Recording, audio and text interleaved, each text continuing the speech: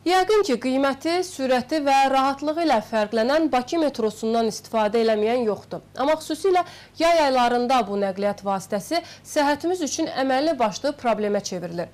Müxbirimiz Tünzalə Rafiq qızı metroda çəkiliş yapararkən maraqlı faktla qarşılaşıb. Məlum olub ki, yay aylarında, xüsusilə temperatur artdığı vaxtlar yeraltı nəqliyyat vasitəsi havalandırılmır.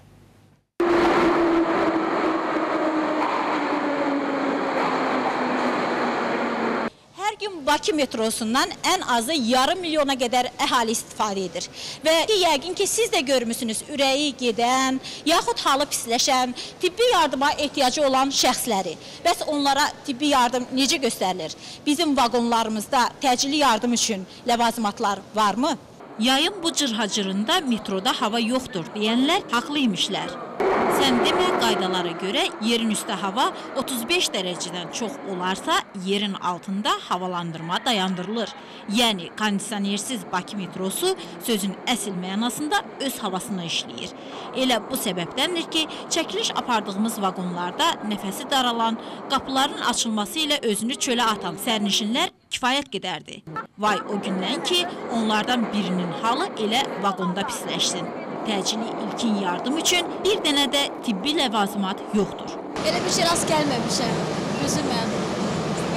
Əlbəttə ki, hər halda bir şey olsa əgər, özü uşaqlığı da, semboli, uşaqdır, qusa bilər, qaytara bilər.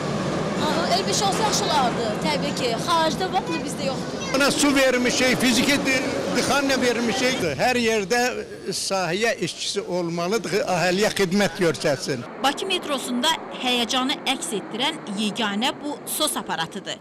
Platformada başqa heç bir tibbi ləvazimata rast gələ bilməzsiniz.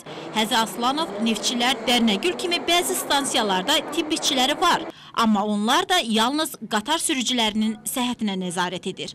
Halı pisləşən sərnişinə isə ancaq təcili yardım çağırılır. Zəng vururuq, özümüz onlar gəlincən ilk yardımımızı eləyirik. Baxırıq, naşatırın spirtdir, ekstra varilyandır, validoldur. Belə şeylərdən bizdə var, istifadə edirik. Təcili yardım gələndən sonra biz təhvil veririk təcili yardıma. Bakı metropoliteni rəhbərliyi də problemin olduğunu etiraf edir. Yəni buna görə də hal-hazırda bizdə o tibbi çantalardan istifadə olunmur, amma hər bir maşınist kabinəsində və stansiyalarımızda bunlar mövcuddur. Müvafiq strukturlarla, qurumlarla danışıqlar aparırıq. Gələcəkdə biz hər bir stansiyada konkret tibbi personalın olması ilə bağlı iş aparırıq. Nəticə olaraq deyə bilərik ki, növbəti stansiyaya sağlam çatmaq istəyənlərin həyatı öz əlindədir. Odur ki, günəş işığını yenidən görmək istəyirsinizsə, havasız metroda halınızın pisləşəcəyini unutmayın və bu vəziyyətə hazır olun. İlk yardım üçün vasitələrinizi çantalarınızda daşıyın. Yeraltı dünyanın bu problemləri kökündən həll olunana kimi.